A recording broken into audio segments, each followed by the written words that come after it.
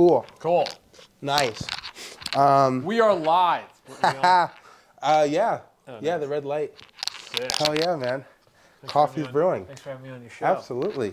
Thank you for being here. So how should I sit like this? Yeah, like that. More like that. Yeah. Yeah, and then you could talk kind of, that's a good angle, I would say so. Cool. Yes. Well, thanks for having me on. Absolutely. How are you doing? I feel like I haven't seen you, since that time you were making out with one of our friends. Nah, I'm kidding.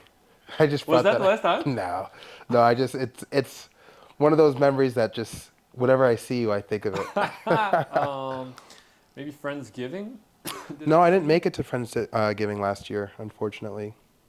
Yeah. When is the last time I saw you? At the gym. Yes. I saw you at LA Good Fitness. job. Yeah. Yeah. You still working there? No. Good. I got fired-ish. What I happened? didn't get fired. They just knew I didn't want the job. Yeah. I was making shakes for a week. Yeah. I didn't want to learn. Yeah. Like, they would tell me things. I'm like, yeah. I'm processing. Let me get my notebook out. Yeah, so what gym do you go to now? Because you're not or do you bounce around? Yeah, so I would say my home gym is Zoo Culture, which is down the street. Definitely changed my life going there. And then as a result, I kind of got introduced into the world of private gyms. Okay. So before going to Zoo Culture, it was my only experience of commercially owned gyms, which is LA Fitness, Crunch Fitness, Planet Fitness, 24 Hour Fitness. Copy. Yada, yada, yada, Different yada. world. Yeah. You're in the private world. It's an entirely different world. It's all networking. Yes. It's working out and networking. Yeah, exactly. It's hard to work out with headphones. Mm-hmm. Oh, yeah. It's a whole different, In fact, I tried to wear headphones for the first time today, and it was just like, I took them out within 5 minutes. It's rude. Well, if you're working with other people, me personally, like my training partner, he wears headphones. I don't like the stopping and starting of the song, It's hard to get that momentum. Yeah, because it's Crush the bench. Yeah, exactly. Yeah. So, but different strokes for different folks. And yeah, no, I love that. So do you prefer going to like private gyms over like an LA Fitness and all that? 100%. Okay, my boys are trying to get me, I got two friends that go to Brick House, and that's a private gym. Where's that? It's in like Sherman Oaks-ish. It's by like Magnolia Boulevard. Okay. But I just noticed there's less weights and more communicating. So like, it's a big. I see that these gyms are more like network and rub shoulders. And right. It's a different style of. Right. Because when I go to LA Fitness, I'm just so dialed in. Hour. Yeah. 3 sets, minute off. Sauna. Yeah. Maybe say hello to someone. Oh yeah, you're definitely there a lot quicker. There's a bunch of naked old dudes showering. Yep. Terrible. Yeah. It kind of all goes by in like after 70, they don't care. Yeah.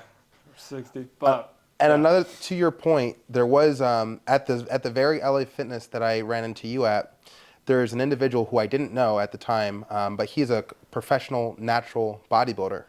I learned this later on, like actually a week or so ago. I don't even know his name, but whenever I was at LA Fitness, I would see the guy. He was like this really impressive figure, great legs, just great physique. Yeah. And I, through networking and talking to people who really study natural bodybuilding in that circuit, I discovered that this is like a top natural bodybuilder. Like he's competing against like some of the greatest people who are competing, and it made sense because like that guy stuck out even when I was at that LA Fitness. Yeah. And to your point, he's got his headphones in and he's just very dialed in. Yeah. Dialed in. So that is like depends on what you want. Yes. Yeah, and I want everything. So especially for the business you're in, like you got, networking is. I mean, out here in Los Angeles, like you have to network. Yeah. And then, you're at the point where you did the grind. You know what I'm saying? To an extent, yeah. Yeah, I mean, we all have our journey still, but we've set the foundation where we can afford the 5 minutes off to hit the conversation that might change our lives. Right. So I get that. Yeah, that's a good way of looking at it. Let me grab your coffee. Oh, thanks. That's a really good way of looking at it, though. Free coffee, free podcast. Oh, yeah. Subscribe. So what is this, YouTube? Yes, Apex Frequency. Cool. Smells Sponsored good, too. By coffee. Nice. I'm going to sit here. Nice little cappuccino. Cup of Joa. Yeah. Take your feet back. Thank you. Yeah. Get nice and comfy. It's hot as hell. I'm going to wait a little bit. Yeah, definitely wait a second. Okay, so kicking things off, you reached out to me last week. Why did you reach out to me? I thought it'd be cool to talk to someone that is on their own personal grind like I am too. Like you're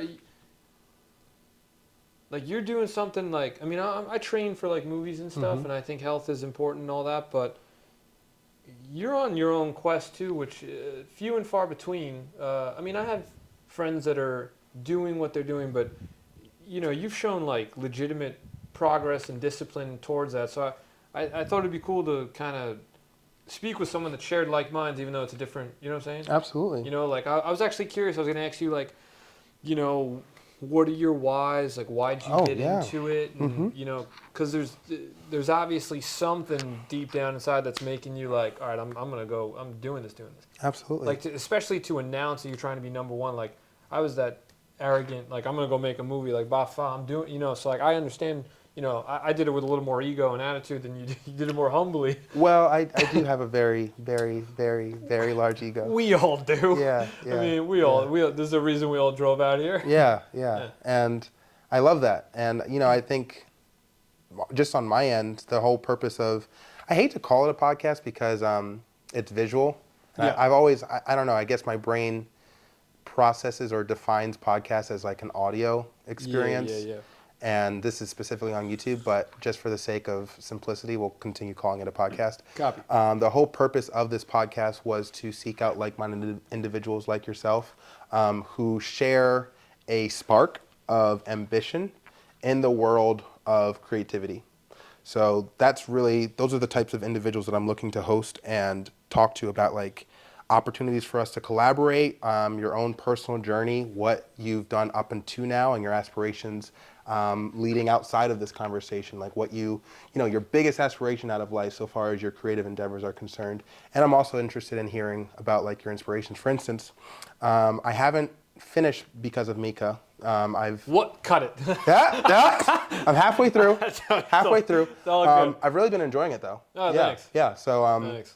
Just that alone, like there were certain shots that were sticking out at me, like that kind of reminded me of like a Martin Scorsese type of thing. Oh, really? Specifically, there was this one shot when you're in your room or your home, and it's like kind of like a close up, and it kind of reminded me of Taxi Driver. Oh, really? Yeah, where like you kind of like look to like it's like a side profile almost, and it was a very Taxi Driver-esque thing. Copy. Yeah. That was just because we were in a small space. No, it worked. But no, I gotta like on these podcasts. Well, yeah, that's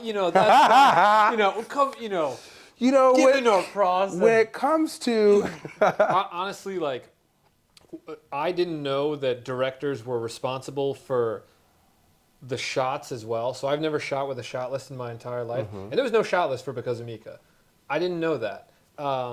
The cameraman, like, he was like, "Do you have one?" And I was like, "No," and I was like, just shoot the fucking thing. Like, right. I've been with so many people that I thought liberating a cameraman was easier for them than giving them the shot list, and it got me this far, so I just kept going. Like, any project I've ever done in my entire life that I wrote, the only reason I choose to direct is to protect the jokes and the beats.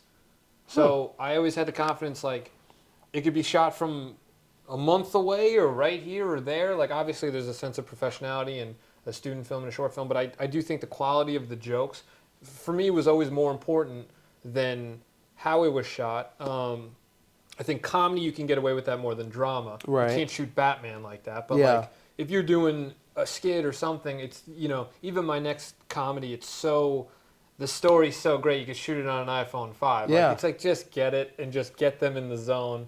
So it's like a simplistic, straightforward approach. It's a visual. Yeah. Give them the visual. And I think with comedy, if you keep it simpler sometimes and you don't make it complex, like a lot of these people, they're, all the jump cuts and blah, blah, blah, blah, and all of a sudden you're confusing the audience. Like, I just try to lay it straight and be creative where I can and use whatever resources we have in the moment and be happy with that. And I like that because, I feel like it also works really well for low budget stuff. Keeps it real, yeah. Yeah, I have this kind of idea in my head. Like, take, for instance, the first 2 episodes of this podcast channel, we had a whole crew, 2 cinematographers, or videographers, however you want to describe them. They had like 2 really great cameras. They had microphones that weren't wireless. It was, the big podcast microphones. And obviously, the production on those 2 episodes, actually it was 3, the first 3 episodes, they were of a higher quality. And I love that, obviously. But at the same time, because I didn't have the budget to continue paying them, I had to kind of reduce. Of course. And I just adopted this mindset because it's like what I was required to do. Less is more when you have less to work with. As opposed to, okay, so this is kind of like the point that I'm making. Before I came to LA, I was a filmmaker working with like a comedy group very similar to like what you just described. And I was always the guy, it was like 4 guys. I was always the one who wanted to shoot within our means. So if I came up with like, let's say a feature length film that's supposed to be an independent, it literally only stars the 4 of us. And the location is, guess what? The place that we grew up in. This room, that kitchen, the backyard. Make it possible. Yes. Yeah. Whereas the other guys, like the other writers of the group, they're coming up with like, okay, we're in Vegas. We need a movie theater. Yeah. And it's like I think that's dope, but not for the first one. Exactly. Yeah. Exactly. And even if it was just a movie theater, like that was doable.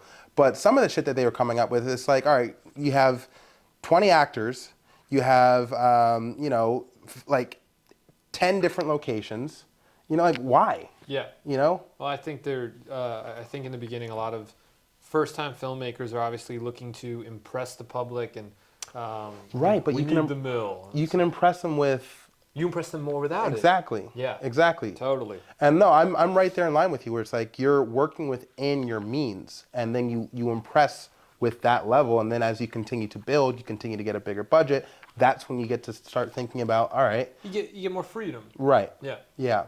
So, okay, in this hypothetical on this train, let's say someone came over to you and had $1 million to add to your next movie.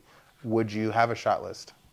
Yeah, of course. Okay, all right, well, And the first thing I would tell them is I could give them 3 movies with $1 million. Ha! Are you kidding? 3 good ones. Yeah. Come on. Yeah. I mean, just, be resourceful and this and that. But, like, now that I went through the first one, I understand the budget of what and what. But, yeah, there was a lot of hats I wore on the first one. And I didn't do that because I wanted the swagger of, like, yeah, I'm the producer, the director, the ding, the do.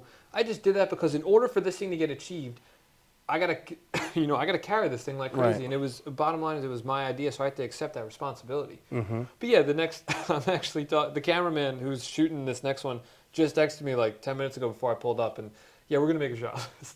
Yeah, we're gonna do it. Is he doing it, or are you guys doing it? We're gonna do it together. Yeah, okay. Yeah, we're gonna do it together. Yeah, you have to keep me clued in on that because Oh, of course, we're gonna shoot out here.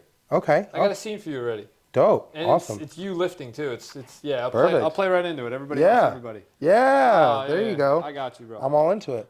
Okay. So like the question that I had before you got here is, so far as your aspirations are concerned, if you had to identify yourself, or let's say if someone else were to identify you, what would you prefer them to describe you as in the realm of roles, positions, careers? I mean, the funnest thing in filmmaking for me is acting and directing. Mm-hmm. But I think people see me now as a filmmaker because I've Made a film. I've held the responsibility pretty well in each one. Like, even though I don't find joy in producing, like, I do have a swagger with that. And there's certain, like, even with writing, like, I wrote 3 movies now, like, with people. But I always just wanted to be an actor, and I thought that was the dream. You hop on set, they feed you twice, they think you're all that, and then they edit and they do it. That's the dream, to be an act. Like, can we get you another, this and that? Like, even today, bro, the fitting, you're getting fitted. I'm like, bro, can you imagine this at like a professional level? So, I know what you mean. To answer your question, I think I'm getting labeled as a filmmaker, but the dream is, just to act and work on good projects. Like, it was always an actor, but like, even if I was to produce a dope project, I'm okay with that. Because I kind of simmered my ego down a little bit. But if it's a great role, like, I was a huge fan of Christian Bale, Shia LaBeouf, Sandler, Seinfeld. Well, what do you mean by simmering your ego down enough for that to work? Because I feel like, I don't know, if your talent is as a filmmaker, wouldn't your ego grow into that role as opposed to simmering down? Yeah, I think the one thing is like people fight their egos on like the amount of workload to be seen as an actor. Like with Because of Meek, I had to do all that to showcase myself as an actor. Like that was almost a mentality I had, even though it was a beautiful project. Like, and then I wrote another movie, and now I'm doing the math in my head, and it's like, is it worth it to dive into another 2-year journey just to show you hitting those comedic beats and you making that story?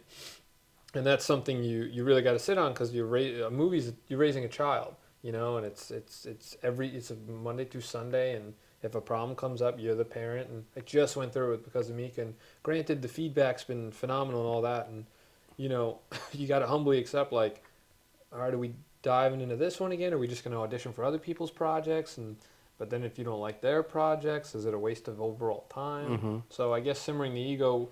For me, I think that means accepting the bigger workload just to do doing 7 jobs to appreciate the 2. Got it. Wow. So if I had to, and feel free to correct me, if I had to interpret what you're saying, Wrong.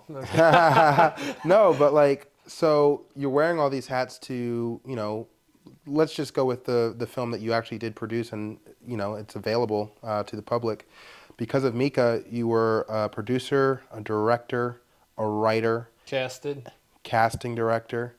I picked the music, I scored it, and I'm marketing now. Exactly. And you were the star.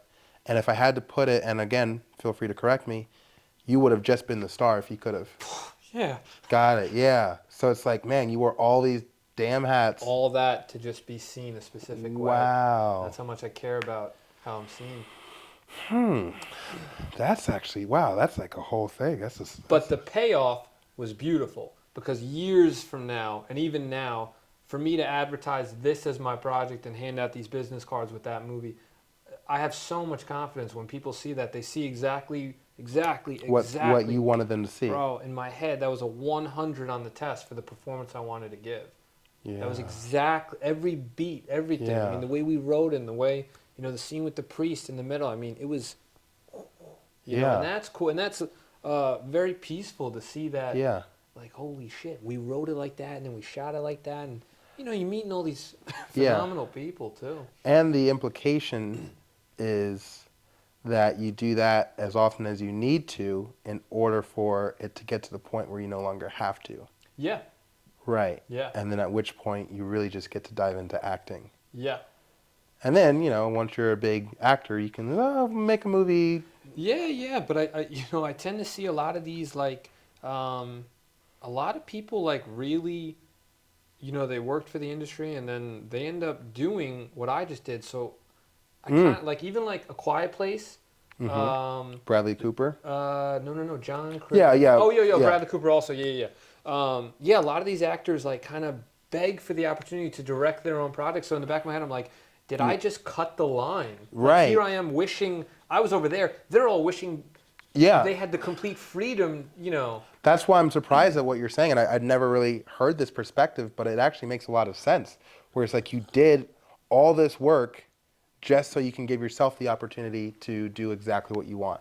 Right. Yeah, and like that's actually pretty profound. It's I've never looked at it like that, but I also relate to it a lot because similar to you, I never really wanted to be a producer. It wasn't my passion. Being a producer was not my passion. Right. But because I did have a desire to act in a way that befits what I'm capable of as opposed to like, being like one line or some shit like that, like walk on role. It's like, okay, I have to be a producer. I have to create these opportunities.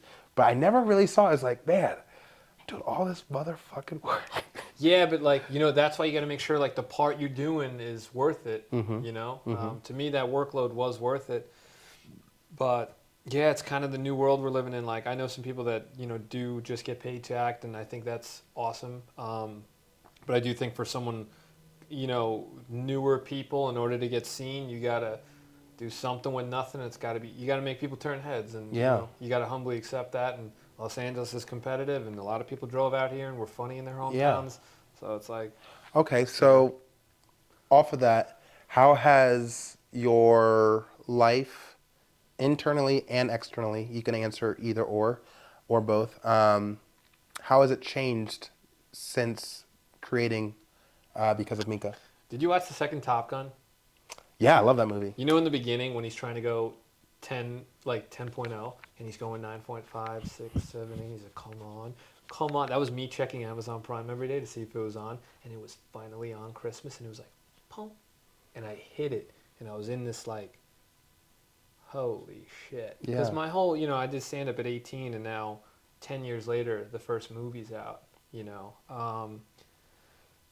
I'm not as, when I first came to LA, I was very like, I had to tell everyone I was an actor and this and that, and very loud about what I was doing. I think through achieving these things, I'm not as loud about what I do. Like I told more people about what I did before I even did it, but like even versus now, like I'll show someone a car, like, hey, I made this movie, it's on Amazon Prime, but like, it was almost like I would tell people and then try to get as many jobs as I could to validate the fact that I was an actor out here. Yep. Even when I was waiting tables, it was like, no, but like I just shot with Powerade and that. Like, I'm just part-time. Like, not that there's anything wrong with any of those jobs either, but, just when I came out here, I just had this desperation to have the identity of it. I just wanted the swagger of being a filmmaker and being known as a filmmaker. And, I mean, having that now is very fulfilling to me.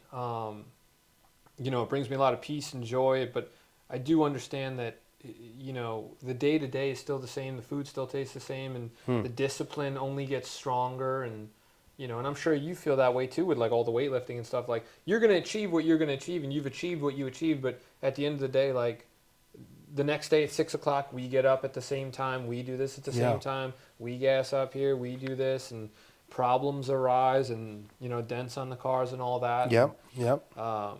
I think it's just I really admired the man you had to become, and I'm sure you did too.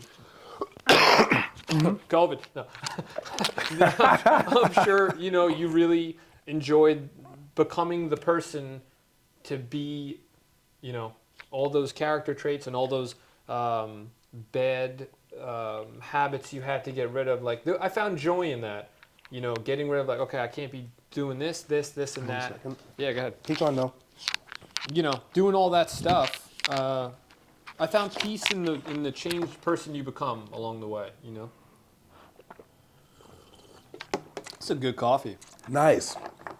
Peace in the changed person you've become. I'm sure you feel that way, like, handling certain situations at a younger age, you probably would have did this, blocked that, Yeah, man. punched. Yeah, no. It's good to sit by this guy and he's all calm now. No, it's actually, yeah, you make a lot of good points. One thing I'm not sure if I ever, I have a movie coming out in April. Yeah, you tell me about that. Yeah, and I would say just from like that experience of co-producing that and getting to star in it, that changed my perspective on who I was in the world. Whereas before the film, I had this idea as to what I was capable of. And then after the execution of making that film, it was no longer an idea. It was no longer a concept. Then it was just an affirmation. It was validity. I felt validated because the ideas that were whirling around in my head is like, oh, I could be a filmmaker. I could be this person. I no longer had to worry about whether or not it was true. Yeah. And I felt different as a result of that. So. You feel, yeah, I mean, to achieve something like, granted there's so many hard things in life, but film, to make a movie, that's like a big thing for human beings, and, it's deemed so far away. So I'm sure that after you do it and then you're driving around the world, you're like, you don't feel above it, but you do feel achieved through it. Right, yeah. Yeah, no, I totally agree with that.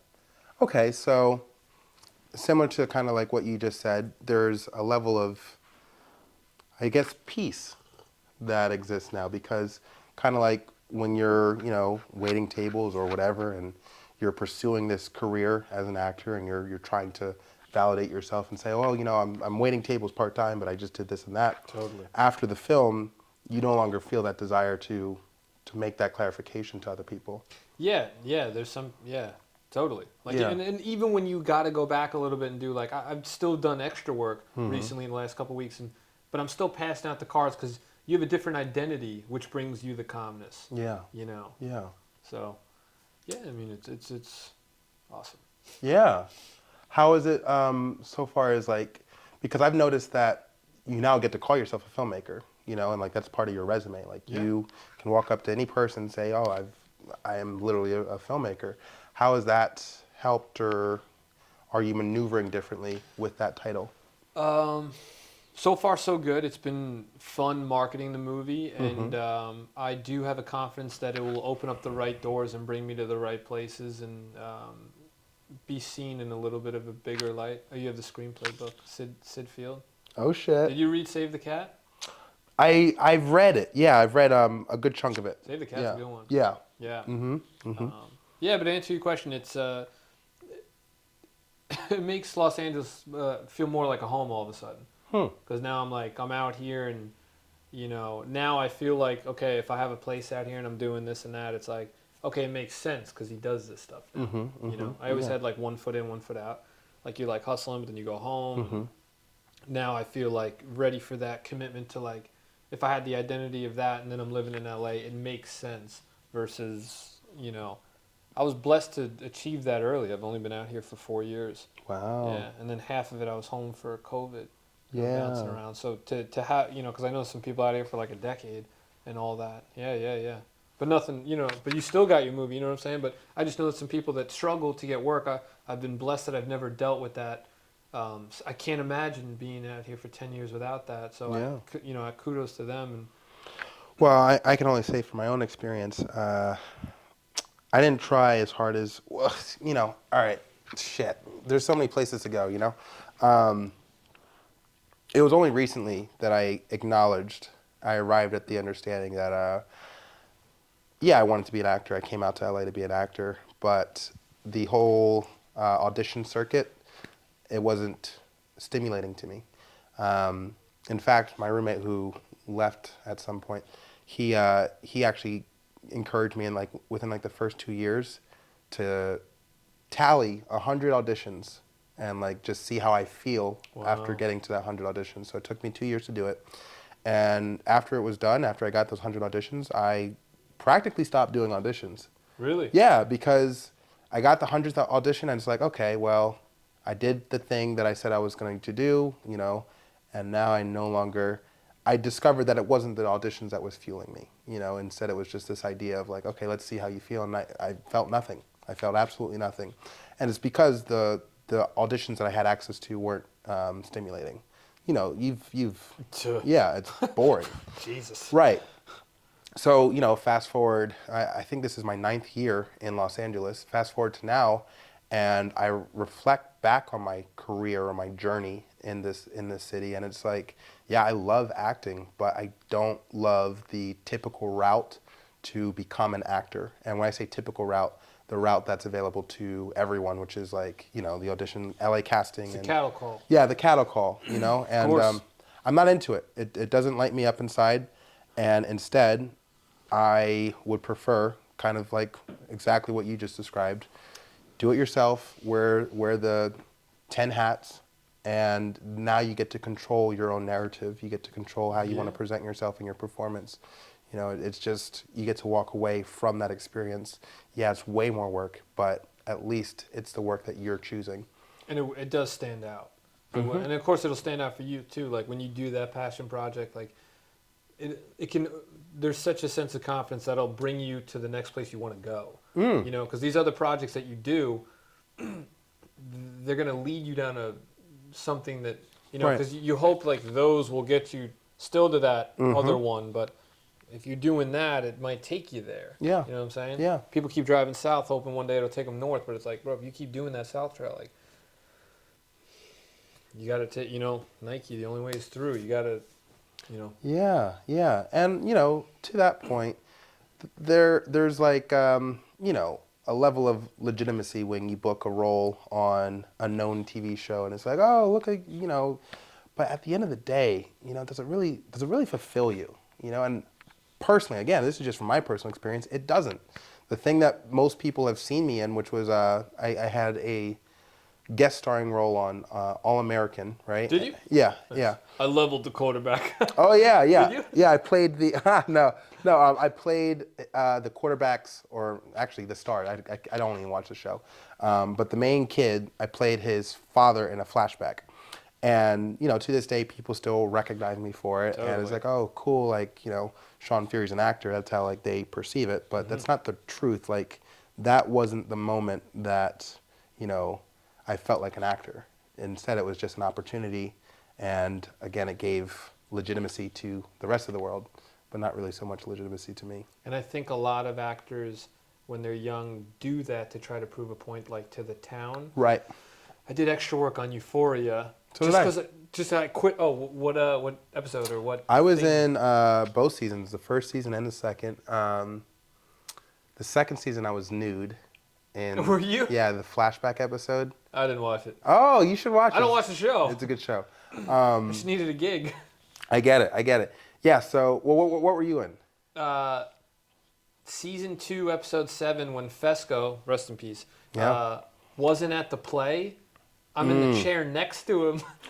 In the empty chair. Dude, yeah. So everyone in my hometown, bro, I must have got like 40, 50 DMs and stuff. And then I'm saying to myself, out of all the work I've done, me sitting in a chair for 2 weeks, Yeah. like this is what people at home are like, I'm so proud of you. Did you meet Zendaya? I'm like, meet her, I did or not. You know what I'm saying? Like, but it was just so like mind-boggling. It's so interesting what the people at home think is like, oh my God, he made it. Yeah. And it was Euphoria sitting in Yeah. a fucking chair. More than Yeah. because of Mika still. Yeah. Oh, yeah. Exactly. And it's like, I don't know, like you make a really good point. Sitting in a chair, everyone notices it. Make an entire film. My bare hands. Yeah, with your bare hands. It's like, oh, you made a film? Cool. Was Sydney Sweeney there on Euphoria? Yeah, I'm exactly. like, well, she was, but Damn. it's crazy. Yeah. You never know what they take. And I'm sure, like, when they saw All American, oh my God, he's in the thing. Yeah. Dude. Yeah. You know? Damn. Instagram story. And I guess it's like, But it's dope. of course. But I feel what you're saying. It's not for Yeah. you as an actor. Yeah. I find it funny, That's a good way of looking at it. you know? But it does make you think, it's like, wow, life of an artist, it's like, I guess it goes back to those big productions. You have these studio, big budget, fucking Drake Yeah. executive producing and shit like that, and you get your name attached to that, and like you were attached to it. You were attached to it in a very small way, but it's that big vehicle. HBO Max. Yeah, it's the vehicle. Yeah. Whereas because of Mika, it's a smaller vehicle. Yeah. It might run better, and you put your heart, sweat, and tears into building that vehicle from the ground up, Yeah. but it's way smaller than this like fucking behemoth of a bus, Totally. and you didn't build it. Yep. You were just I sat in a chair for 2 you weeks. sat at a I chair. didn't do anything. It's fucking deep, man. You know what I'm saying? Yeah. But then, like, even like, for me to get the movie on Prime was like, okay, that was like, you're a third string quarterback, but technically that's professional football. Yeah. So that's what I'm kind of selling right now, where to make that independent film and to get it on one of the streaming services, like Hulu, Netflix, and HBO Max, Apple, those are like the, oh, you got to know a guy, and like Prime is, some filmmakers I know, they think Prime sucks. And for me, I thought it was dope. And I still think it's dope. And if I'm able to do movies where I can make all the decisions and have that, I'll put all of them. Right. Yeah. Yeah. These other bigger companies, you got to change that, do that, make this, that, Yeah, and I would say that that's like one of the pros of doing it yourself is that you really do get to make decisions like these. And I think, yeah, obviously there's better decisions and, when it comes to the world of making money for your ventures. Totally. Yeah, I'm sure there's a right way and a wrong way to do things, right? Totally. But I always think in the terms of how best to describe what it is that I'm doing to excite people. Because I feel that excitement is the one thing that we can utilize to our advantage when it comes to the promotion of future projects. You take in the same sense where we were both on Euphoria and people, I made the mistake in mentioning that I was in a nude scene and now people look for it. It was really cold in that shower. No, but yeah, like. We're going to go in for the close-up. Yeah, right, exactly. But yeah, so Euphoria, there's already that excitement because of the vehicle. the vehicle of Euphoria, HBO Max, Drake, Zendaya, all these wonderful things, and it's like, okay, the audience is able to perceive this as like a thing to pay attention to. Totally. It sells itself, right? A project that we're doing, that we're taking from the ground up, I think it is a skill that needs to be developed further, which is like, how do we excite people with our projects, because we don't have anything attached beyond just our own gusto, you know? Yeah. Yeah. I get that. Yeah. I get that. Yeah. It's interesting. Art is interesting.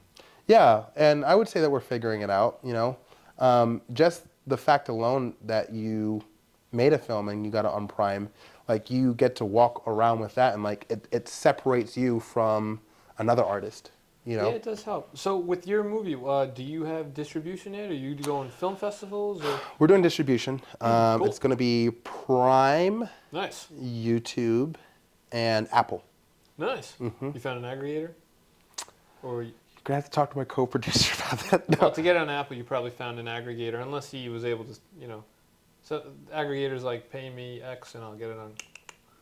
Yeah, I think that'll It's an happen. aggregator, Yeah. That's great. Yeah. So Because Apple's a great brand, and then you go walk around and say, "Hey, it's on Apple," and no, just edit that out. No, there's nothing wrong with that. It's all business. right, Like, yeah, no. You know, I just gotta walk. Yeah, I have a movie on Apple TV. Right, yeah. Yeah, it helps. No, honestly, like, I'm really happy with Gary. He's my co-producer. This is his baby, you know.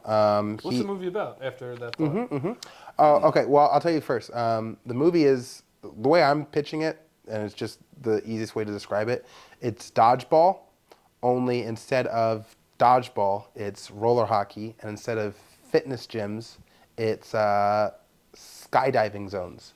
Damn. Yeah. And then I go on to say, I play the Ben Stiller character, Oh my God. but entirely different character, just like the same role of the antagonist. What's the name of the movie? Skyfly. Skyfly. Yeah. That sounds hilarious. Yeah, you have 30 days Oh where my- your gym becomes my gym. Oh I don't say my that God. loud, but yeah. That's exciting, bro. Dodgeball is one of the best comedies of all time. Yeah, no, and it's funny because Gary, who wrote, directed, starred, cast, you know, Whole dance. Yeah, the whole thing. It didn't even occur to him that that's exactly what the movie's like. Like He didn't put two and two together? No. He just like thought? Yeah. Really? Yeah. Did he have a dodgeball poster in his house? No. He's just a fucking liar? No, I thought it was pretty funny. Like, I remember the Walking first around with time. an Average Joe shirt. Yeah, no, we're in production. Like, we're like second or third week of production, and I'm talking to another cast member, and like we arrived at like the synopsis of like, yeah, it's a lot like dodgeball. And like Gary's like, you know what? It is a lot like dodgeball. It's like, yeah, man, it's a lot like dodgeball. He had that epiphany on week 3. All right, guys, martini shot. This kind of is like dodgeball. But now it makes it like actually the synopsis like so much easier. You know, it's like, hey, what's your comedy movie that? Yeah. I was like dodgeball, only take out the dodge and That's good to put a preset, I would tell him Liar, Liar with Jim Carrey versus There you go. Just Like Heaven with Mark Ruffalo, Reese Witherspoon, with a dog. Boom. You know what I'm saying? Yeah. So, and then they go, I haven't seen either. And I go, Yeah, I mean, why? What are you doing with your life? You haven't seen fucking. Yeah, no. oh, Jim's the best. What was the other thing I was saying before that? Something about your co-producer. Co-producer, Apple TV. doing streaming. it himself. Oh, yeah, Something yeah. along the lines of doing it himself. Yeah. I was very grateful that he brought me into that because at first, he just brought me in to be a co-producer because he needed help getting organized, just being his right-hand man, And from there, since we were doing the whole casting together, I was able to get the role of his antagonist, which was just kind of like a chain of events. But overall, the experience was like, so fulfilling because... Right place, right time with your friends. Yeah, man. It's great. Yeah. It's cool. It's fun. Yeah. And, it's just tackling obstacles together. That's all filmmaking is. It's this everlasting puzzle that's changing, and then all of a sudden you think you need that piece, but then that piece disappears because the puzzle shifted, and then you edit, and you're like, oh, we have to shoot this and that, and I think that's fun, the going into it with your buddies, hands in, we don't know what's going to happen, we'll get through it, and congrats to you guys to make something tangible also. Yeah. It's a great achievement. And that's what I was going to say. So going back to the vehicle, right?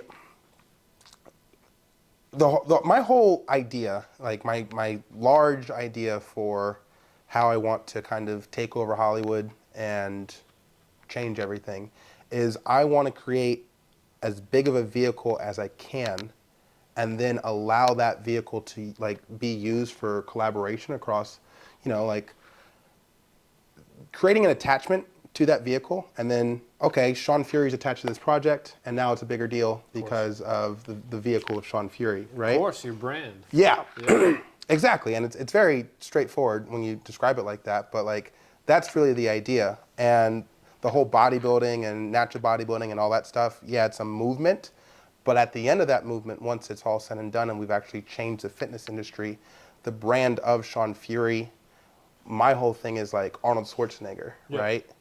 The way that I'm really branding myself to the world is this generation's Arnold Schwarzenegger. Only instead of taking steroids, he's doing it in a natural way, and it's far more positive. It's more about health and wellness and like maximizing your own genetic potential and not feeling the need to take something outside of yourself, like a foreign substance, right? We tell that story effectively enough, and we create the excitement and the hype around like, oh my God, like. This is the fucking second coming of... A healthy way. Yeah, Totally. right, all that stuff. And now we have the vehicle. And now all the collaboration gets that much more pumped up because this vehicle is comparable to, all the ones that people are getting excited about. Yeah. No, that's dope what you're doing. So is the overall end goal, like, do you find yourself more focused on the acting now, or really pushing the health and fitness and having that open up the acting and trying to have them intertwined, it sounds like? The goal is to merge the fitness industry into the entertainment industry. So right now there's supposed to be a beautiful blend between acting and fitness, bodybuilding, whatever. Personally, I see what I'm doing for the next, I'll be bodybuilding for 8 years. That's a performance. The whole thing is a performance. Okay, so you started your 8-year journey like recently. Copy. Because I saw the post, it was like 1 month. What was it, 1 month in or? Okay, well, that's it. Yeah, I mean, you've been doing it for a while, but I guess now it's like, okay, complete front side focus on it. Yeah, and honestly, like I've always been into fitness. I've identified myself with having a nice physique, a great physique. I didn't really get into the great physique until I got into nutrition during COVID. What's your favorite fast food? Favorite fast food? Probably pizza. Okay. If that counts as fast food. No, I wanted to hear like McDonald's, Burger. Oh, like a place? Yeah. Okay, let me think about that. I want to say Five Guys, but that would be a lie. I would say Five Guys. Is nice. But here's the thing, like I have to be honest with myself. What came to my mind was Five Guys, but my actions aren't showing that because when's the last time I got Five Guys? Fucking 12 months ago. It's so expensive. Bro, you get a mini burger, mini fries, and a couple orders, $18. That's very true. Yeah, I'll still spend $15 at Chipotle. Chipotle sucks. Chipotle, you gotta beg them for the food you ordered. What's up with that? Can I get a little bit more of that? And then once in a while you'll get a homie, and then you'll get someone else, and it's like, they'll take the bowl away. Like, you got one, but yeah. That's hilarious. And then all of a sudden it's like one piece of pico de gallo. I'm like, bro, what are you on stock in this place? Chipotle, if Chipotle hears this, talk to your employees. Yeah, man. Because I don't know what board meetings you have, but if we order the bowl, you got to put the food in it. It's a BS. That's why I go to taco trucks. Because you order food and they give you food. Yeah, that's very true. I also like sues me for that. Shake Shack. Shake Shack's good. Shake Shack has great burgers. That's with the potato bun burgers? I don't know. I always confuse Shake Shack with Smash Burger. I've never had Smash Burger. Then we're probably talking about Shake Shack. I've heard good things about Smash Burger. I love Smash Burgers. I actually became something of a Smash Burger connoisseur within the past couple of months. There's one, not to go on a whole tangent, but they actually have. I thought it'd be funny for two healthy kids to talk about what crap food they like. No. I love Smash Burgers. I'm gonna go with Smash Burgers to answer your question. Okay. Yeah, Smash Burgers are fucking great. Do you like In-N-Out? Yeah. You think it's worth the 45-minute wait? No, I never go for the wait. I'm never there when you're waiting. If I see a line, then In-N-Out is no longer. It's very low priority for me. How much time do people have in a day to wait an hour and a half for a burger? Yeah, man. I mean, it's honestly, it's just my opinion, but it's overhyped. You know, it's not even on the top 5 burgers that I've ever had. Carl's Jr. is pretty good. I haven't had them in a They're while. pricey though too. Yeah, I've been like, wanting to try them out. I mean, where do they get off? It's like $18 for like a burger, fries, and like. That's a lot. Unnecessary. It's mayhem. Yeah. It's good. Yeah. It's good. Yeah. Totally got off track. I just thought it'd be fun. No, I like it. I thought it'd be throw them an oddball. What was it before the oddball was thrown? Oh shit. Yeah. See, now I'm putting that on you. Okay, we were talking about. You were on a 8-year journey. Yes. You said you always cared about it. Yeah. All right, so I didn't get into natural bodybuilding with the intention of stepping on stage until 6 months ago. Okay. 6 months ago, because like I don't really believe in like the whole concept of like competing against other people for a judge, another man to tell me like my physique is better than someone else's physique. It just wasn't like a thought. Like Fair. Again, when you go back to egos and shit like that, like my ego is very solid and like, my physique is amazing. I'm not thinking about like comparing it to someone else's. But now you are. Now I am, because I see the opportunity to tell a story. Cool. And that's really the specific reason why I decided to like, okay, I'm going to step on stage. We're going to track the journey from like the first time I do it to getting my pro card, yada, yada, yada. Because again, as long as people can create an association with Arnold Schwarzenegger, and he's already created that narrative and that mythos for me of like, oh, this man, he was driven. First it was bodybuilding, and then it was acting, and like, look how he transferred over, and then he got into politics and shit like that.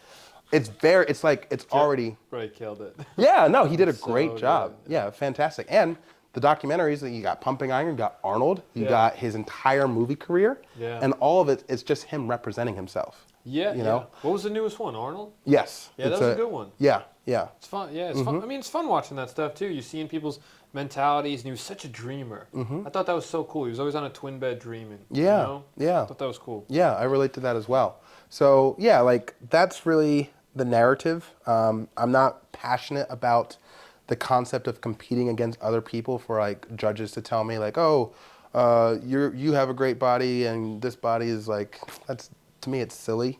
But I see the potential for a narrative, and then what I'm able to do with that narrative so far as working with others, and again, goes back to using a big vehicle to tell other people's stories as well, That's cool. Yeah. Yeah, I mean, whatever you're doing, if it helps people, heals people, and inspires them, that's dope. Hell yeah. And I think a lot of us deep down inside want to, it's cool to be looked up to, and, people inspired to be you. And if you're helping people and healing people with your work, and I'm sure people are going to see what you're doing and be like, oh, I got to go to the effing gym. Like, no, I mean, like, I see that. Like, I'll see you on my gram, and I'm like, all right, Paul, get up. Like, that's good. Yeah. Sounds like it's like... It's just a healthy competition. Right. know? Like, I'm not competing to beat you, but I know, like, it's like, okay, there's people getting up, and there's people hitting it right now. It's like, what am I doing right now? Yeah. Eating In-N-Out burger, which isn't... I don't really hit that much. Not that much. No, I got get a it. BK sometimes. They got good hidden cheeseburgers. Really? Yeah, BK's got a nice cheeseburger. We're talking about Burger King, right? Burger King, yeah. We're talking about Burger King, right? Oh my God. But the one thing I gotta say is McDonald's does sell happiness. When I go to McDonald's once in a blue moon, and I have that double burger meal with the fries, with the soda, with the 10 nuggets, with a little bit of buffalo sauce, but mainly ketchup. That's a lot. If I'm a go, I'm a go. Yeah. I relate to you completely. I'm in a different phase right now. Like, so like the past 3 years when I first got into nutrition, it was calorie deficit. That was the only thing I was like focusing on. Getting shredded, because it was like such a new experience. Like, I've always had a nice body, but it's like the concept of nutrition being able to change how I looked, and like you can get shredded based off of just like eating in a deficit. That's what I was obsessed with for 3 years. So I developed a overeating issue. I thought it was like a really serious problem. Like, oh my God, I'm overeating. So, Damn. Yeah. So like what you just described, it's like, yeah, I could put that down. But once in a while. Oh yeah. I miss her. No, I was like what you described. I was doing that probably 3 times a month. Oh really? Yeah, maybe a bit more. I know some people too. Like the wrestlers in our high school, like once a month they used to have a cheat meal, and like this kid who was sick. I mean, he used to crush 40 nuggets, burgers, and get away with it. Yeah. It's because what you're doing every other day. Of course. But yeah, at the time, like when it was happening, and it only just ended like 2 months ago, I really thought I had an issue. I thought I had a disorder. I really believed. Wow. And I guess in a sense, maybe I did. But I'm currently on a bulk. I've been bulking, which is a calorie surplus. I've been doing that for like 2 months now. And ever since then, I discovered like I don't have an eating disorder. I was just in a deficit for 3 years. And my body, whenever like I broke, I broke. You know, it's like my body's like, yeah, you've been starving us, but like, you're not giving us enough food. Like, so then in those opportunities where it's like, you know what, fuck it. And I just go in, it's the body's opportunity to go like, yeah, we're taking control right now. For like the next 2 hours, you sit down and you don't make decisions. We're making the decisions now. And honestly, it got to the point where it was like an adrenaline rush. Like I enjoyed the loss of control. I felt like the Hulk or some shit like that. It's like So how big would these meals be? it would be like 6 to 7,000 calorie. My God, bro, I'm hitting that in a week. Yeah, it would scare me. Yeah, I would scare myself sometimes. Like sometimes I like went to bed just thinking like. Name one meal. Do me a favor. Walk me through one. Yeah. Okay. All right. Well, shit. Let me think of a. It was my friend's dog.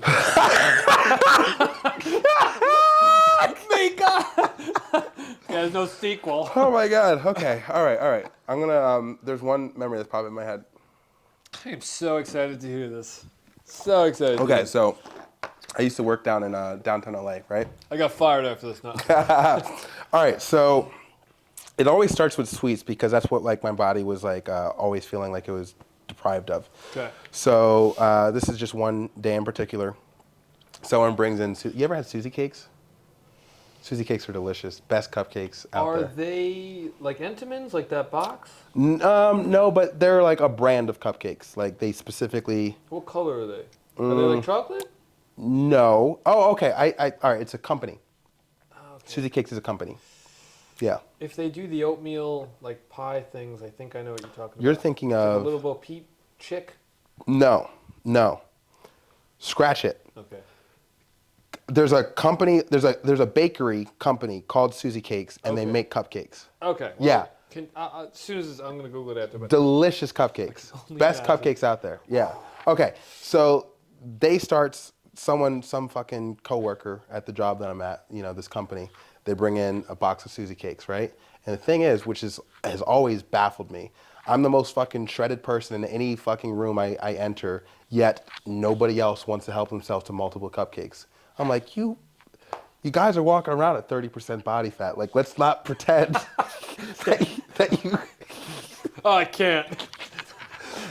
Watch my diet. Yeah, give me a break. Yeah. I turned those cameras off. Exactly. Don't eat the box. Yeah. So let's say there's like 7 cupcakes in the box, right? Maybe throughout the entire workday, 2 get eaten, right? What? So now there's 5. Well, let's say there's 4 by the end of the day. There's 4 cupcakes by the end of the day, and I'm the last one working. Everyone's left the office, right? And I ate all of my healthy shit. I ate my potatoes, my chicken, my spinach. Like I ate all the shit. Got made fun of. Oh, you're eating the spinach again, right? So they all leave, right? It's 5:00 p.m. and the cupcakes are still there, right? 4 cupcakes, and I'm just like, I'll just take a look at them. I just want to talk to them. I'll just take a look, no big deal, right? And it's like, all right, and then I'll take a look at like how many calories I've eaten. It's like, all right, well, listen, if I ate 1, that would only put me on over like 200 calories from like what I was supposed to eat. So I'll eat the 1, but now I'm over calories. And then my brain is like, well, dude, you already lost the game. You already lost. You're already over calories, bro. Just have another one, right? And then once I have another one, it's like, well, fuck it. I mean, there's only 2 left. Exactly. Oh my all right, God. so that's how the binge starts. So then, all right, so I ate the 4 cupcakes, leave the office, now I'm on the prowl. Because like my brain has gone into like a different mode. It's like a hunter, and like I'm preying on food. Oh, wow. So I go across. You ever heard of Louis Bottega? Yeah, it's a restaurant down in downtown LA. Okay.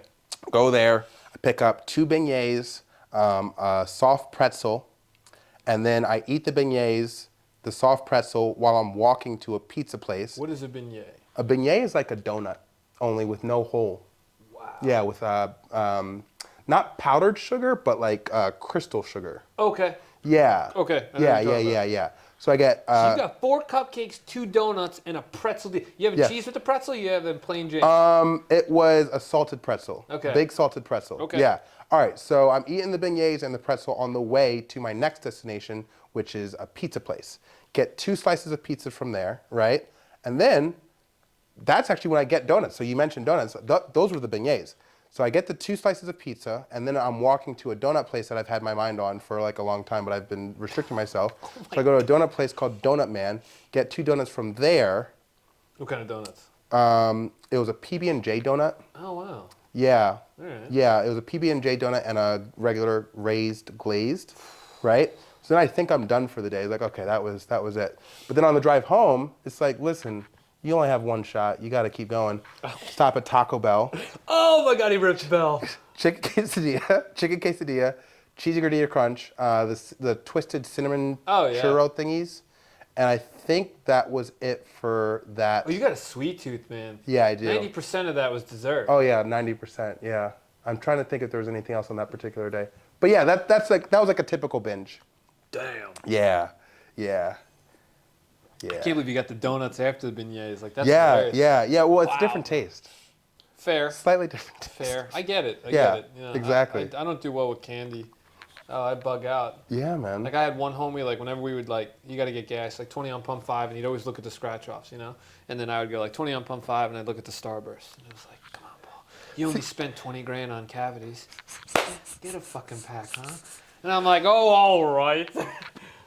That's what I'm saying. Like, I'm so glad that I've changed during my book, because I thought this was going to be a problem for like I thought I was going to need help. I thought I was actually looking at Overeaters Anonymous. I mean, that sounded like some like werewolf shit from like Goosebumps, you know? Yeah. He was like, oh my God, he's out. You got the That's point what of it- view. that's what it felt- You know what I'm saying? Dude, that's exactly what Yeah, I felt bro, like. It sounded like a hunter. It was Yeah. like, bro, no one's stopping you from doing what you want to do. Yeah, right now. I yeah. can't talk you out of that bell. Yes, I'm yes. like, I might as well buy it for the kid. I kind of want to talk about that, but no, like, Dude, I want to. You know what they got now? What? The chicken flatbreads are back. okay. I might have to try one. Dude, chicken quesadillas, cash money. I like the Frito burrito. Yeah, so do I I. stole the poster in high school. Yeah, I'll send that photo to you after. Oh, we snagged that thing. I was with some homie, Chris Pelazar, and he goes, just do it. And I remember just ripping the thing. Yeah. And I hear, hey! And I gunned it to my boys, Camry, Joey P, shout out. We got in there. We took off like a movie scene. My mom's like, you're a moron? I go, no. I love it. I'm No. a genius. I'm a genius, Maria. Oh my I'll God. send you the photo for that, yeah. I love it. I love it. Good achievement. All right. Circling back. Back to chasing greatness. Yes, yeah. We're having chase- so much fun. Exactly. We all Exactly. disciplined like adults. Oh my God, I love it. Okay, all right. I have questions for you though. Cool. Just in the realm of movie making, because like surprisingly, we actually do have very similar trajectories. You have a film in the can. I have a film in the can. You're working on another film. I'm working on a documentary, and with my co-producer Gary, he's working on a second film that he wants to produce together again. So I'm curious as to what tips, tricks, knowledge you have to share in reference to you prepping for the second film. You don't need money to start. I think a lot of people want to get like, okay, once we get the 100 grand, we'll be in pre-production. But it costs no money to, I mean, not no money, but it costs very little money to find a storyboard artist and work with them and, you know, really write down your visions, really write down, okay, back against the wall, I can call these people if they wanted to help out. I can use these locations. We can use, you write down all the resourceful things, all the resources you can use for this movie. Okay. I think that makes it so much more possible. I mean, I spent a lot of time with Because of Mika dreaming about it, which I Okay. thought was really important. Like every morning, I'd wake up, I'd hike Fryman, I'd listen to the gospel and the Bible and about having faith and taking that journey. Because I think with filmmaking, you know, I know it's about making a movie and execution, but I do think the bottom line is faith, for me at least, because I did not have any of the, everything was just, you know, there was this movie called Onward, and he's taking a step on this invisible, you know, bridge, and he gets across. Oh yeah, I saw that film. Yeah, and that's what I did with Because of Mika. Like, you know, if God shows you the route, then you'll go, hell no. So you just have to accept that, like, it's going to be a quest, and you don't know how long it's going to be, but when it comes to like not realistic things, but realistic things, write down everything. Like, okay, I could call Paul. Paul could get that. Like, we can use that car. We can use these. Use your clothes. resources. Yeah, because like even with my second movie, like half of it's done in my head. It's a buddy comedy, 50 pages. I go, okay, we borrow his apartment. That's the first 10. We shoot at that place. We shoot over here. We get that exterior. I can call that guy for a day. So you find these, these actors that can be your day players too. I think when it comes to execution, if you have someone who has 5 pages or 7 pages, designate a day to him, so you don't have to keep calling those favors. Yes. So like if I had like, since the second movie's my baby, like having you, I would make sure that when you're on set, it's one day, I shoot the hell out of you and you're dismissed. Makes sense. It's an easier favor than getting it twice. Right. Same thing with a location. Like I got like a diner in my hometown, and I really didn't know the guys, but they gave me the time of day, and they gave me a live diner on a Monday. Mm-hmm. So I made sure we shot the hell out of it. Yeah. Like the pizzeria, that's where I worked for 4 years, and Joe's my homie, so if we went over or I needed to go over, that was okay. But any of these favors where they really don't know you and they're going to give you a chance, shoot the hell out of it. And any actor that you're hiring, obviously for financial sake too, if their day rate is X amount, knock it in one day and shoot the hell out of them. And then if you got to go back and get your reverses on another day, granted you're trying to get as much as you can, but I think those things help me, definitely help me cut corners. What else? What else would help? That's pretty good. Yeah, I think those are some tricks that really helped me. Using your resources, planning ahead. I had very few outfits in because of Mika, just so I had. I appreciated that. I lived in that jacket and these exact jeans. Yeah, well, one less thing I got to worry about. As soon as I zipped it up, I was Gino. Right, and it also created kind of like an iconic character. Yeah. Because it's like you create a representation. Gino is in that outfit, So yeah. In the same way that, like, again, just to use a Taxi Driver reference, like I always think of Taxi Driver in 2 outfits. One, he's in like the wife beater, and the other one he's in that kind of camo but not camo. The jacket. Yeah. So with the haircut. I tried to go for what really inspired me is Back to the Future with Marty McFly. He's got the chucks and the jeans and. There you go. Yeah, that was such a great, fun movie, and that time period must have been so fun too. So I just tried to live in that, and yeah, it was fun. I mean, as soon as I zipped it up, I just So I was supposed to wear a purple members only jacket, and maroon, but I thought my mom threw that jacket out. That's my actual lacrosse jacket. We couldn't find it for 2 years, and a week before I fly home, she finds it in her drawer upstairs in her room. I don't know how she didn't check. She has 2 pieces of furniture. So a week before she calls me, she goes, I found it. And I come home and I try it on. I go, oh my God. I was like, this is Gino. That's awesome. And I was like, it has to be. I mean, the hood, like, and I was like, this is the jacket. Yeah. So now members only won't sue me. That's hilarious. So that's perfect. That's the story behind. I framed that jacket. That's done. That thing's framed in my house. Oh, yeah. I framed the chucks, and I have the signed script that I used on the movie with the chucks with the tag in the box. Fuck yeah, man. And then when I'm an alcoholic 50 years later and I'm tight on cash, I'm going to sell it. But, I keep thinking back to that initial, when you were talking about how, like, you did all this so you can act, I feel like we're selling the experience short almost.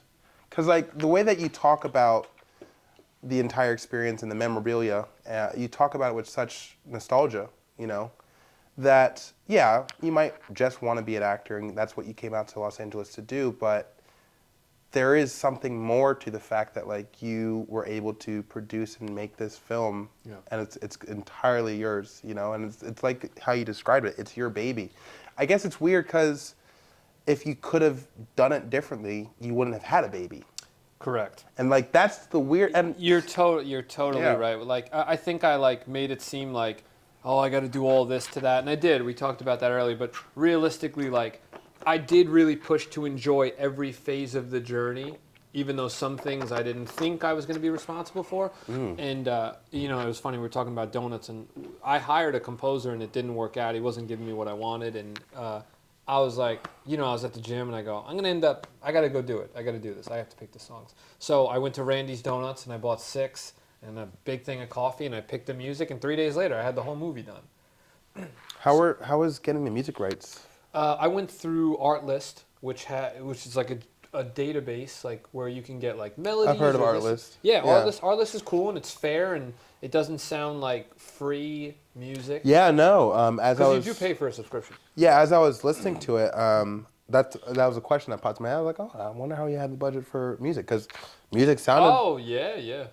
interesting. Yeah, but Artlist, it was just enough to. I feel like because of Meek, I just eked in. Mm-hmm. Like everything was like, nobody could really take nothing away from me. That's Mm-hmm. what feels good too. Like everything was like, it was like the Interesting. yeah. Huh. I'm thinking like this is full disclosure or transparency or whatever, however you want to describe it. I have a son. He's about to be 4, right?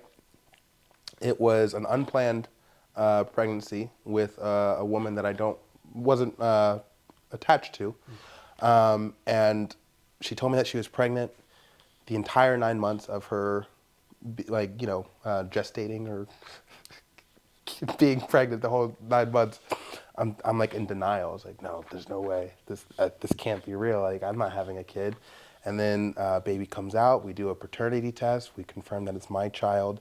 And it took me even a year after he was born for me to like acclimate to the concept. Like I have a son, This is real.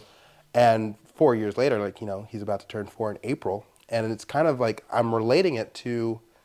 I didn't want to be a dad. I didn't want to have a baby, but now I have this child, and he is so goddamn precious to me. Yeah. And it's like kind of like what you're describing. If you could have just been an actor, come to Los Angeles and say, hey, you want to be on a TV show? And like now you're a recurring role on this fucking comedy. It's like you just show up and act, and like the director gives you the thumbs up, go to your trailer, you get your script for the next day, and like that's just your life. There's no baby. No. No, you're absolutely right. But instead, because that opportunity wasn't presented to you, you had to give birth.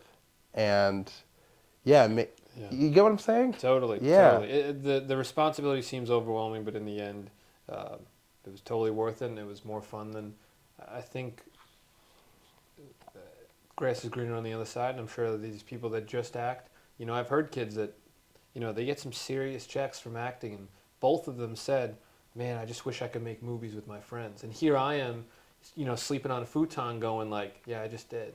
And it's like, but, you're hearing what they're making every episode, and you're like, oh my God, it's a Jaguar every episode. You know what I'm saying? Like, But in the back of my head, it's like, but are they getting, I'm sure they're getting joy, and I'm sure they like it, but it's so interesting to see someone who's, you're like, no, I wish that. And it's like, bro, I wish that. Yeah. Like, what? Well, and that's the good news is like, yeah, we want to be rewarded for our talents and our art and stuff like that. But I think every artist deep down really knows that it's not about the money. It's about feeling good about what we're actually able to contribute to the world, Totally. Yeah. And I'm sure that, I mean, like, I know you were unprepared to be a father, but I'm sure, like, there's a specific reason God gave that to you, and, and yeah, but I understand, like, the acclimating late to a new reality thing. Mm-hmm. You're just like, I'm just going to deny it until. Right. And then all of a sudden, like, God throws in your face, like, no, homie, like, pow. Yeah. You're like, oh. Yeah. Could I get a 5-minute break? I get a 9-month break. I love that. So I do understand where you're coming from, but yeah, man, like even making the movie, it was a pure, it was a pure joy, and to have that freedom to make those decisions. I was 27 when I was on set. That's young to be. Yeah. I had I had my hometown throw me a good amount of money. I had an investor throw me some money. My family helped me like crazy. And all these people kept helping me. I had people flying in from LA. How long was production? Total 24 days. Okay. We did like 19 days, and then I started editing for 6 months, and then we did reshoots for 4 days, and then we edited for another 3 months. And my editor luckily got fired like the day after we finished. So he's like, because he was an editor in New York. Brendan Day, he's a great kid. He used to edit all my sketch comedy. So I trust him with my baby. Because, I mean, editing, you write something, that's the movie. You shoot it, that's the movie. And then you edit it, that's the movie. So I was like, to have Brendan do scenes and I'm able to sleep at night, not being there for every beat. But Yeah, man, you don't chop that thing up the right way. Yeah, yeah. You got to cook that thing correctly. Yeah. And he did. And he cooked it better than I thought. And you didn't do any crowdfunding? I did. Okay. I did a GoFundMe where I raised 13 grand. Okay. And then I started seeing it slow down, and I didn't want it to dip into my rent. So I was like, all right, let's just, I'll green light with 10. I remember I had one kid, he was like, well, how much do you have? And I go, enough. And I was like, whoa. You know? Yeah. Because the word enough, like, well, how much do you have? I got enough to do it. It's like, Yeah. holy shit. Interesting. You know? Interesting. How was the GoFundMe process? Because that's something I'm considering for this documentary project I'm working on. It was good. I made a great proof of concept. I tried to bring them as physically close to what was in my brain as possible. I think some people use pictures. It's a little bit of a, let me just write a description. I think it's a little lazy, but it works for people. For me, I wanted to bring them as close as I could to what I was trying to deliver, which was only a 1-day shoot and 3 days of filming. It really wasn't that big of a headache. It did cost me a G, but that's fine. But through that, I would have people, even if they couldn't donate, I was like, you just throw it on like your Instagram story. Because I was having people, I was playing them twice because they would donate, and I was like, dude, thank you so much. And I'd shout them out on my gram, and then they would post it on their gram. So it's like, and then through that, investors, or I luckily had one, he saw the success of the GoFundMe where, he sees 15 get thrown at the movie, so his 20 is not that scary. You know what I'm saying? Because like even with the next movie, if I can fundraise 10, 15 grand, it only helps an investor be like, oh, this kid's doing it without me. Getting progress done without people helps people.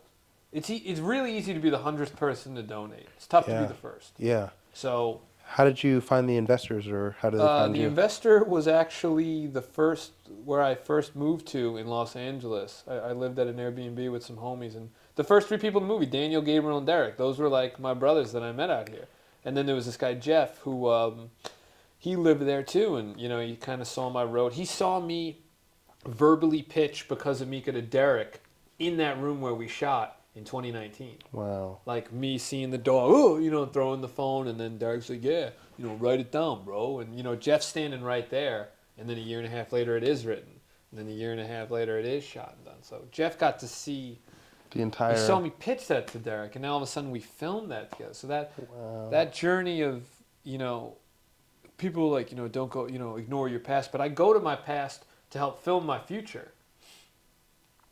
Because I'm like, what if I called? Like, what's wrong with that? Like, what about that guy? What about... Like, I always play this thing in my head where I'm like, do I have everything I need all along? You know what I'm saying? Like, even like, bro, I could shoot a movie with an iPhone. You can. I mean, we just dismiss it because we're like, pride and all that. And you're like, you don't want to do that. But like, bro, I used to make people laugh with an iPhone 4. And what I used to do was I would film a video, and you only had 15 seconds on Instagram. So I would film it, and then I would have, because music wasn't involved yet.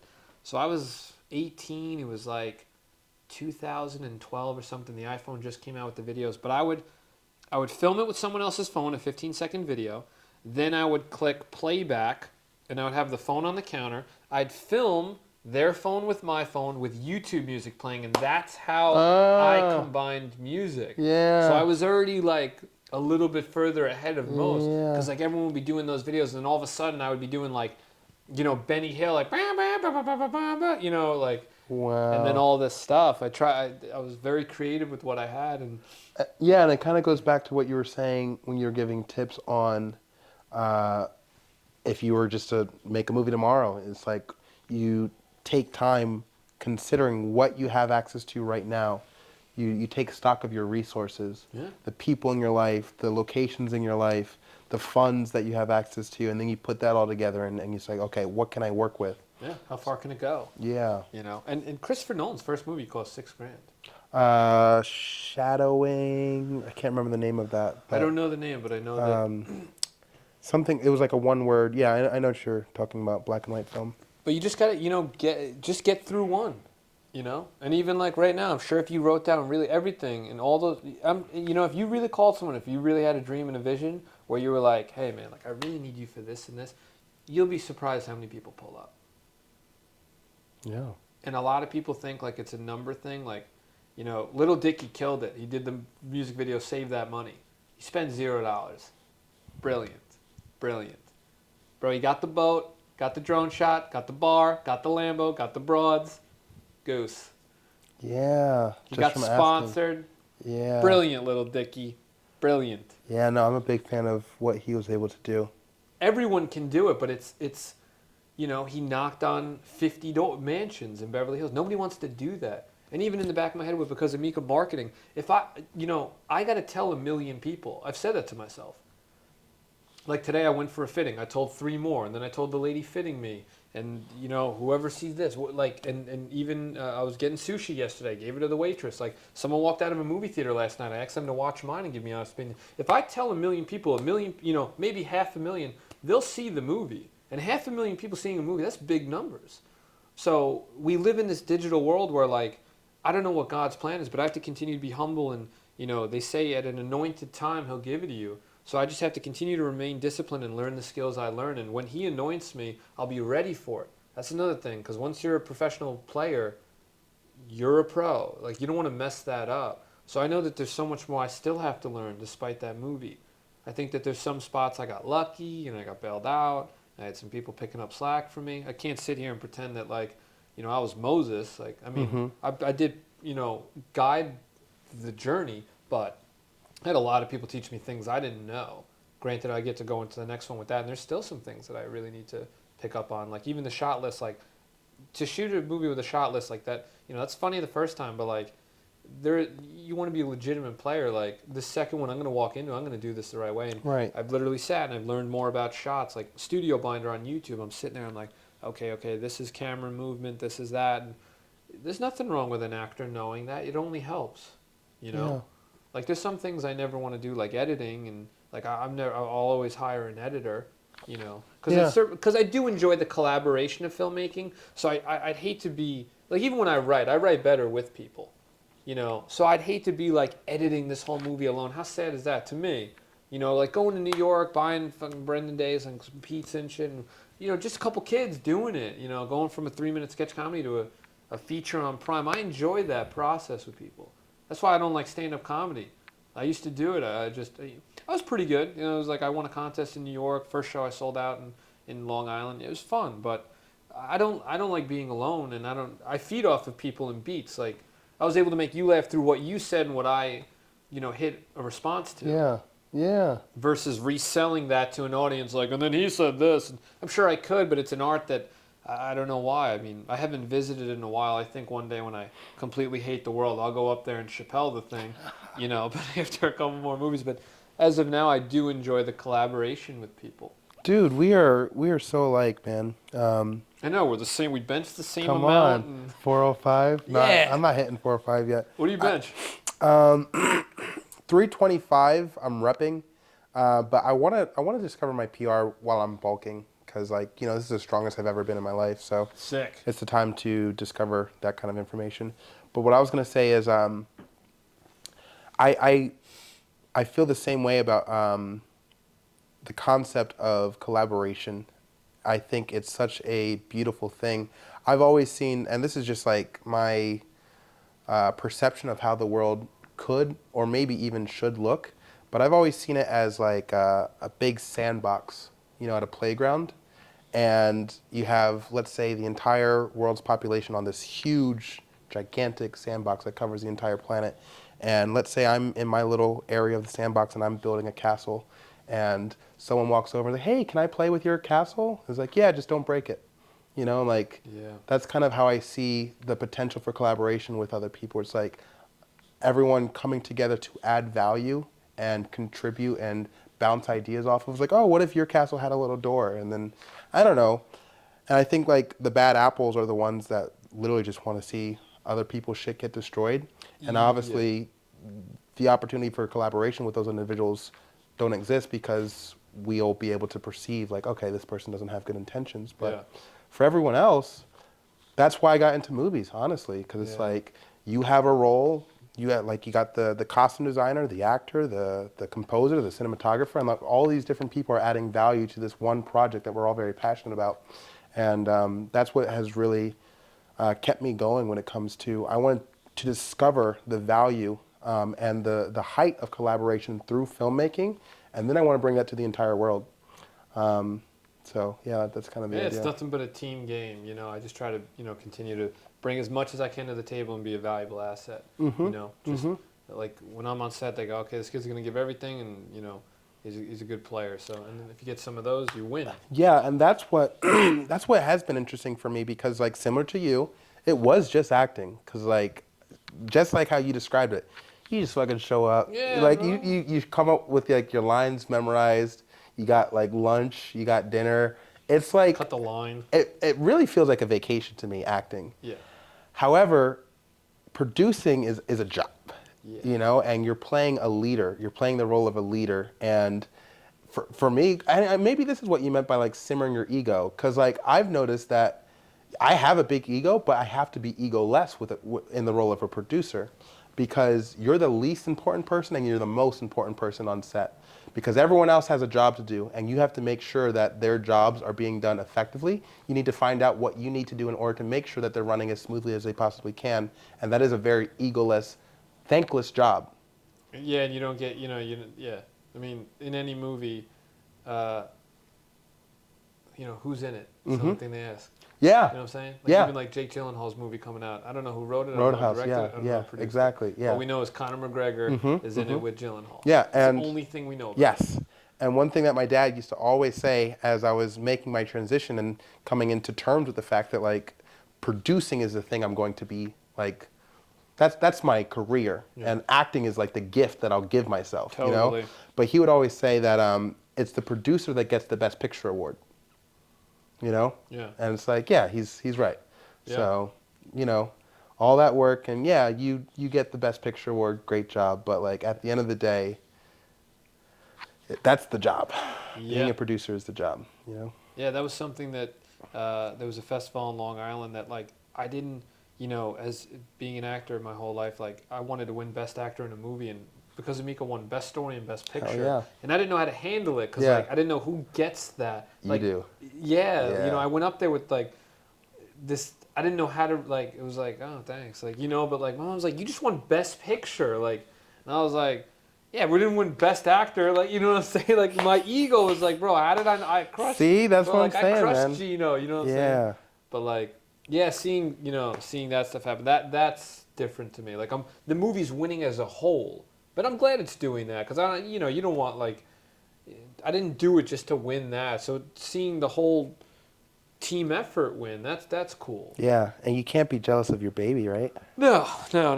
If work gets you more work and this opens up the next one, which it's done, it's given me more opportunity and people trust my visions more without even reading my material. That's all a kid could dream for. Hell yeah. So I'm happy for you, man. happy for you, man. Yeah. Yeah, beautiful things. Yeah, God bless. Yeah, man. Well, I feel like we hit everything. Totally. Is there anything on your end that you wanted to get off? Because Amika's on Amazon Prime. There you go. Nah, bro, seriously, thanks for having me. And I was really excited for this, man. I knew we were going to have a dope conversation. Yeah. Ended up being more dope than I thought. Yeah, no.